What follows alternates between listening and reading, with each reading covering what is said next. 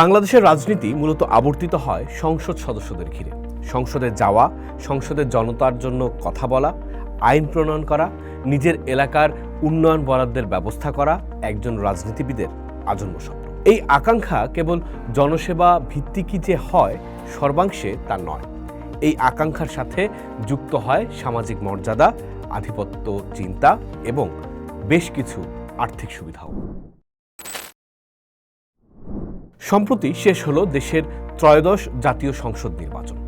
বিভিন্ন দলের 294 জন সংসদ সদস্য ছাড়াও সরকারি চাকরিতে বৈষম্যপূর্ণ কোটা বিরোধী আন্দোলন করতে গিয়ে হাসিনার কর্তৃত্ববাদী শাসনের অবসান ঘটানো 6 জন ছাত্রনেতাও এখন সংসদ সদস্য। ইতিমধ্যে তারা শপথও নিয়েছে। চাকরির বাজারের লড়াই বাদ দিয়ে এখন তাদের ভীষণ মিশন চাকরির ব্যবস্থা করা, জনকল্যাণে কাজ করা, এলাকার উন্নয়নের ব্যবস্থা করা। কিন্তু চাকরির বাজারের বৈষম্য দূর করতে চাওয়া ছাত্র নেতাদের সংসার চলবে কি করে? উত্তর লুকিয়ে আছে এমপি হলেও কি কি সুবিধা পাওয়া যায় এই প্রশ্নের উত্তরে। বাংলাদেশে একজন সংসদ সদস্য বেতন ভাতা সহ নানা ধরনের সুযোগ সুবিধা ভোগ করেন। তার হাতে থাকে নানা ধরনের ক্ষমতাও। বাংলাদেশের আইন অনুযায়ী একজন সংসদ সদস্যের প্রাপ্ত সুযোগ সুবিধা হচ্ছে মাসিক 55,000 টাকা বেতন, প্রতি মাসে 12,500 টাকা নির্বাচনী এলাকার ভাতা, প্রতি মাসে 5,000 টাকা সম্মানী ভাতা, শুল্কমুক্তভাবে গাড়ি আমদানির সুবিধা। যদিও এবার জামায়াত নির্বাচনের আগেই এবং বিএনপি শপথ নেয়ার পর শুল্কমুক্ত গাড়ি আমদানি সুবিধা নেবে না বলে জানিয়েছে।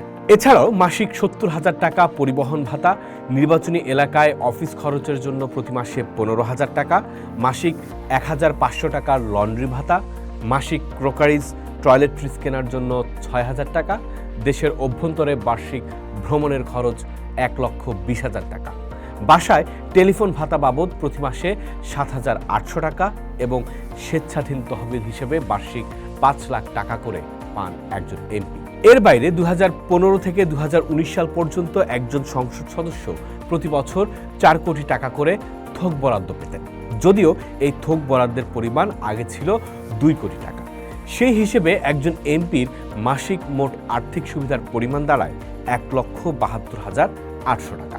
আর স্বেচ্ছাধীন তহবিল ও বার্ষিক ভ্রমণ ভাতা সহ একজন এমপি বছরে সব মিলিয়ে সরাসরি আর্থিক সুবিধা পান 26,93,600 টাকা। এ তো গেল একজন সংসদ সদস্যের ব্যক্তিগত জনকল্যাণের জন্য প্রাপ্ত আর্থিক সুবিধার কথা। এসব সুবিধার বাইরেও দেশের বিদ্যমান আইন অনুযায়ী একজন সংসদ সদস্য তার নির্বাচনী এলাকায় সবচেয়ে ক্ষমতাশালী ব্যক্তি হিসেবে পরিচিত হয়ে ওঠেন।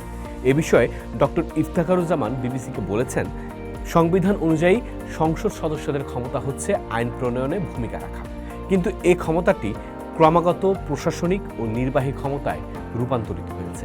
এছাড়া একজন সংসদ সদস্য স্থানীয় পর্যায়ে কাজের বিনিময়ে খাদ্য, বয়স্ক ভাতা, নানা ধরনের সামাজিক নিরাপত্তা বেষ্টনী সহ প্রায় 40 ধরনের প্রকল্প পান। এসব প্রকল্প থেকে কারা সুবিধা পাবেন সেটিও স্থানীয় সংসদ সদস্যের সম্মতির ভিত্তিতেই হয়ে থাকে। এর বাইরে এলাকার শিক্ষা, স্বাস্থ্য সহ নানা ধরনের প্রতিষ্ঠানে সংসদ সদস্যদের সম্পৃক্ততা থাকে।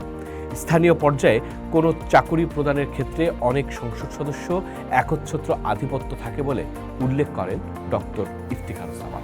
অতীতে বিভিন্ন সময়ে অনেক সংসদ সদস্যদের বিরুদ্ধে নিয়োগ প্রক্রিয়ায় দুর্নীতি আশ্রয় নেয়ার অভিযোগ উঠেছিল।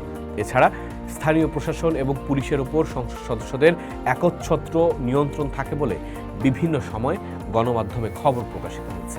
এবারও কি সেই দায় নিয়েই 5 বছর দায়িত্ব শেষ করবেন এমপিরা, নাকি হাসিনাহীন বাংলাদেশ পাবে নতুন ধারার জনবান্ধব? পোস্ট দেখুন, ভাবুন, করুন, থাকুন পোস্টের সাথে।